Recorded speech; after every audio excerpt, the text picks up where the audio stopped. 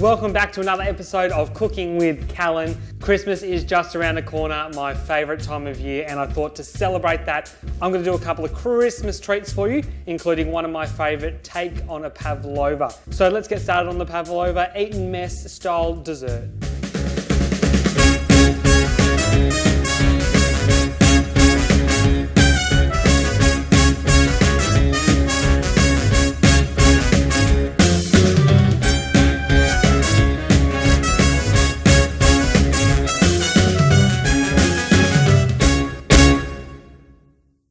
To get started, I'm going to make a orange curd, simplest curd you can ever make. It's actually made in the microwave. You think microwave, you go, oh, don't know if I'm a fan of it, but trust me, after you try this once and do it once, you'll never turn back. In here I have the juice of 3 oranges, and to that I'm going to add half a cup of sugar. I'm going to add to that 100 grams of butter, 2 eggs. I'm going to give it a little bit of a whisk. And basically at this stage, all you're looking for is that butter to be broken up into little pieces. And it's going to look like a curdled mess to start with, but trust me, once you put it in the microwave, you'll have the smoothest, most runniest, most delicious curd you've ever had. Done. So the curd will look a little bit lumpy and it will look like, or maybe I'll go out and buy a pav, but trust me, once this is in the microwave, all will come good. Done, so I've just put the curd in for 30 seconds. We're going to cook the curd in the microwave for a total of 2 minutes, but 4 30-second bursts, so let's give it a check. Done, so the orange curd's been in the microwave for a total of 2 minutes. Taking it out now, I'm just going to let it cool, and as it starts to cool, it will really thicken up and become really nice and glossy. While this is cooling down, let's get on to the raspberry coulis. So here I have a packet of frozen raspberries, half a cup of sugar, and the juice of 1 lemon. Let's get this onto the heat and cooking. So the Eton mess is coming along, the raspberry coulis is cooling down, the orange curd's cooling down as well, and now we've got to get onto the basil marshmallow. Inside this pot there's 100 ml of water. To that I'm going to add sugar, 2 teaspoons of glucose syrup. But in order to create the firm marshmallow and create it still, we need to use gelatin. These are gelatin sheets that you can just buy from your local supermarket. They come like this. These are some larger titanium leaves, and inside this mix today I've got 6 titanium gelatin leaves, and all I'm going to do is add some cold water into that to let the gelatin bloom, which is just a term to basically say let the gelatin become soft and pliable, then you're ready to use it. Done, so the gelatin's blooming. Now it's time to get the sugar, water and glucose syrup mix onto the stove. So the sugar's at 115 degrees now and it's bubbling away. So into the mixer I'm going to put 2 egg whites and get that mixing on a low speed. Just want to get these to soft peaks and then we'll add the sugar. So the sugar liquid is at 127 degrees now. The egg whites are at soft peaks. So what I'm going to do is slowly pour it in, trickling it down the side of the bowl. You don't want to pour it directly into the mix because what's going to happen is you're going to start to set the mix in the cold egg whites and you'll just end up with a lumpy mess. So you really want to pour the hot sugar down the side of the bowl into the egg whites.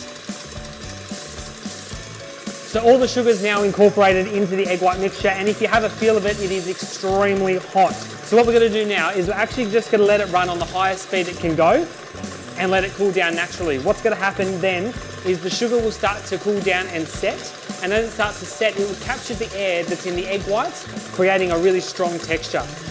We're going to add the gelatin in 1 second to make sure all that structure gets held. So I've just drained those gelatin leaves, and while the mixture is still really hot, let's drop them in. So in the bowl is the 6 gelatin leaves, the eggs and the sugar glucose mix, and now we're just letting it whip until it's cool. The marshmallow mixture is starting to cool down, so what I'm going to do now is add the basil liquid into the mixture, little bit by little bit.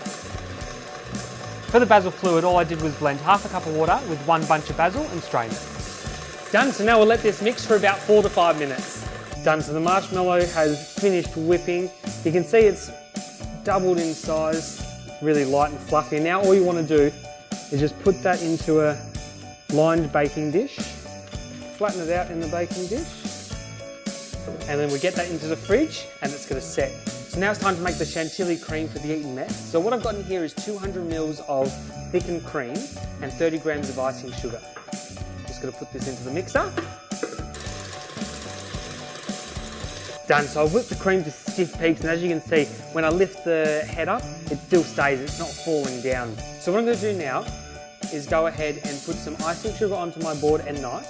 Oh, kind of looks like Christmas. And what that's going to do is help to cut the marshmallow. So pull the marshmallow out of its tray and take off these side bits. And here we're left with one slab of marshmallow. So I'm just going to peel back the baking paper.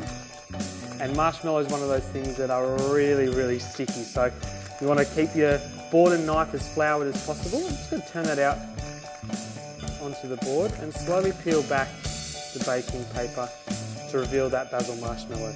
Done. So the basil marshmallow is out, and all I'm going to do is using my icing sugar covered knife.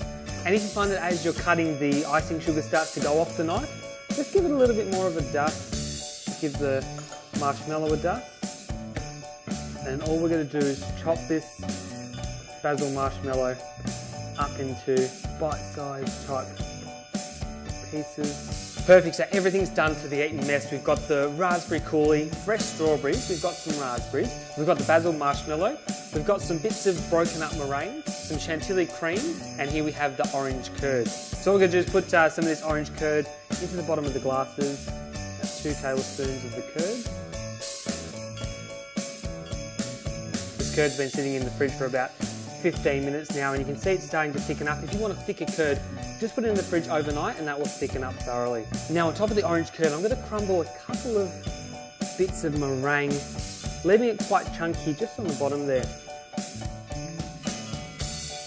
And even just the colours of this white and yellow on top of each other are already screaming Christmas. So on top of that, what I'm going to do is add a tablespoon of this Chantilly cream and just drop it into the centre there.